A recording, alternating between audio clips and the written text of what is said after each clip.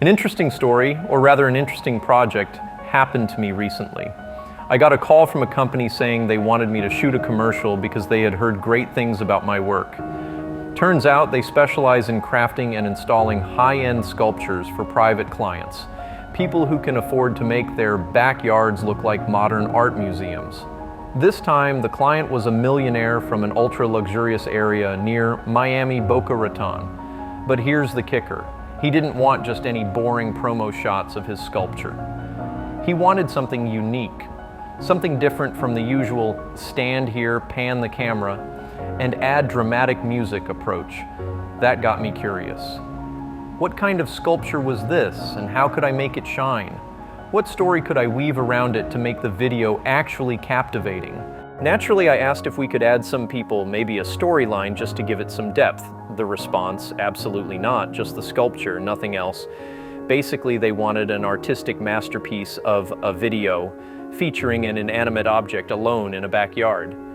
To make sure nothing interfered with the shoot, they cleared out the house, hired a team to prep the backyard, and made sure everything looked perfect. And then, an unexpected twist. This millionaire, who turned out to be a film producer, had actually heard about me from another producer I once worked with in California. Small world. Now, if you know me, you know I don't just do underwater photography. I'm also a filmmaker and commercial director with a full-length feature shot in Los Angeles for the American market and several international festival awards under my belt. So, an experimental project like this, right up my alley. And just to fast forward to the grand finale, they loved the result, accepted it on the first try, paid me the same day, and immediately offered a long-term collaboration. When I asked what won them over, was it the price or the quality, they simply said, both. Not bad for a piece of metal in a backyard, huh?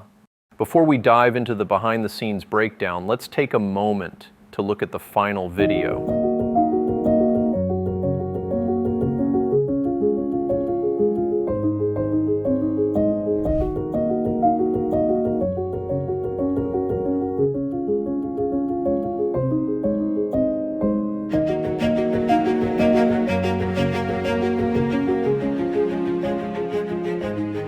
While you're watching, let me share something else, something beyond my work, a different side of my life.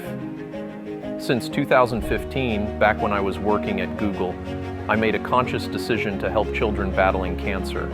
It wasn't some grand epiphany, just one day I realized I finally had enough. Enough money to live comfortably, enough to stop worrying about tomorrow. And when you reach that point, you start asking yourself, what now? Who actually needs this more than I do? That question has stayed with me ever since. Even though I'm no longer in Google or California, I still do what I can. When business is good, I donate more. When times are tough, I still find a way to contribute. It's not about grand gestures. It's about making it part of everyday life. I stay in touch with families, visit pediatric oncology websites, and constantly think about how to connect Miami's ultra-wealthy with those who desperately need help. Capturing a beautiful shot fuels my creative spirit, but what really matters is knowing that even a small donation can change someone's reality. I've met people who hoard their wealth, afraid to part with a single cent, and I've met those who use their fortune to make a difference. Most of my private projects go unmentioned, but many of them help those in need, this project included. A portion of what I earned went straight to the kids.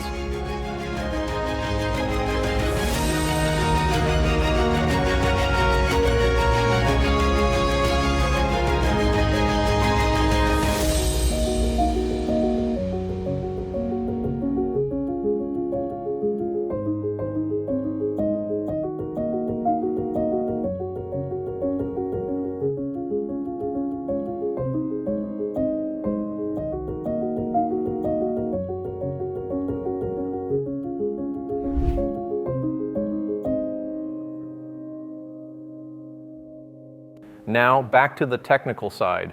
Let's break down how we made this video step by step. Before heading to the location, it was crucial to check if drone flights were permitted and if there were any restrictions.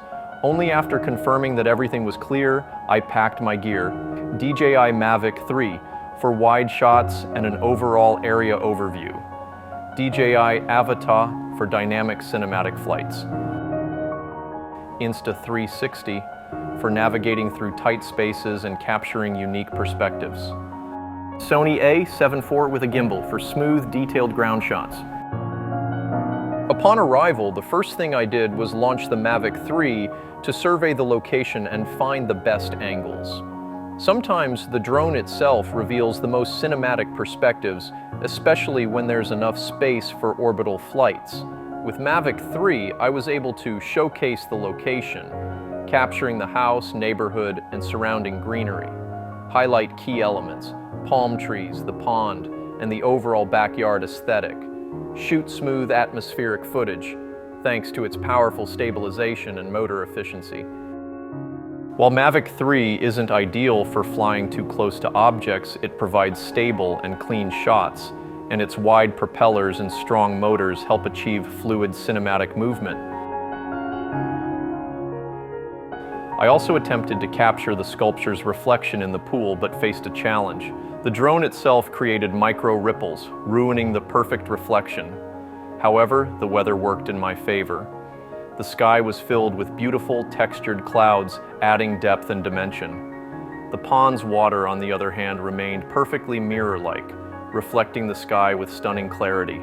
The backyard was well designed, featuring cozy relaxation areas. The pool, however, was more symbolic, meant for a quick dip rather than actual swimming. I didn't suggest an underwater shoot here, but I left my business card, just in case the client wanted something unique in the future. One fascinating detail: the drone didn't reflect in the sculpture, even when flying close to it. Why? The sculpture has curved, fluid shapes, and its reflective surface absorbs too many surrounding elements: palm trees, the house, the sky. As a result, the drone simply blends into the chaotic reflections and remains practically invisible. To showcase the sculpture in the most visually striking way, I experimented with vertical and horizontal panoramas for dramatic reveals, push-ins and pullbacks, creating smooth, immersive transitions, orbital flights circling around the sculpture to highlight its structure from all angles. With this foundation of aerial footage, I was now ready to take the shots to the next level with FPV drone passes and extreme close-ups.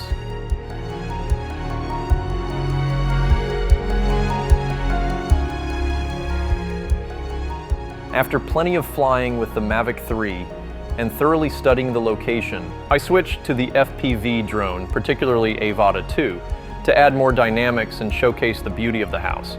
First, I focused on mapping out the best routes, explored the front yard, highlighting the entrance and the house's grandeur, looking for the best flight paths through the columns and palm trees, identified possible transitions to the backyard, checking where I could fly through smoothly while keeping the shot stable. Realized that if I didn't reveal the entrance, I'd be forced into sharp turns, making it impossible to capture the sequence in a single take. In the end, the right side worked best. The row of palm trees guided the frame beautifully, leading straight to the sculpture. But there was a dilemma. Should I showcase the pond in the backyard? If I did, the sculpture would appear too small. On the second attempt, I tried flying through the sculpture itself, heading straight toward the pond. I then attempted a low pass over the water, but ended up catching my own reflection, so that shot was scrapped. After experimenting with drones, I picked up my trusty Sony A7 IV with a good lens on a gimbal for detailed and stable shots.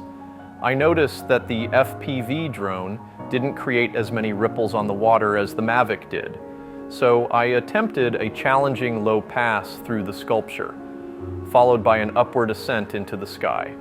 I expected to capture a palm tree at the top of the frame, but instead, just empty sky. No visual anchor, no composition, another shot to discard.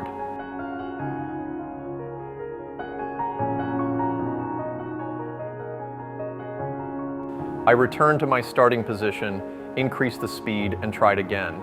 This time I flew through the sculpture straight toward the pond, but the sudden turn was too abrupt. Then I attempted a flight into the gazebo, but at this point, I was just having fun. For the most extreme and narrow passes that were impossible for the FPV drone, I turned to the Insta360 on a long pole, flying through bushes to establish the location, passing through small openings in the sculpture, something only a 360 camera could achieve. With the right editing, combining Insta360 FPV drone and traditional camera shots creates an immersive and seamless effect.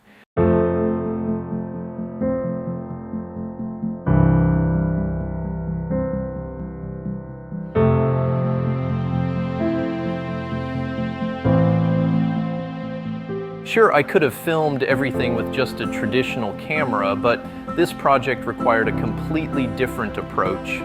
From the very first take, I noticed that I was constantly in the frame, unwanted reflections, the gimbal not always compensating perfectly.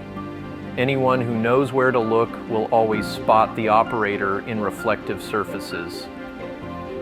This was one of the most challenging shooting environments, surrounded by curved, mirrored surfaces reflecting everything around them.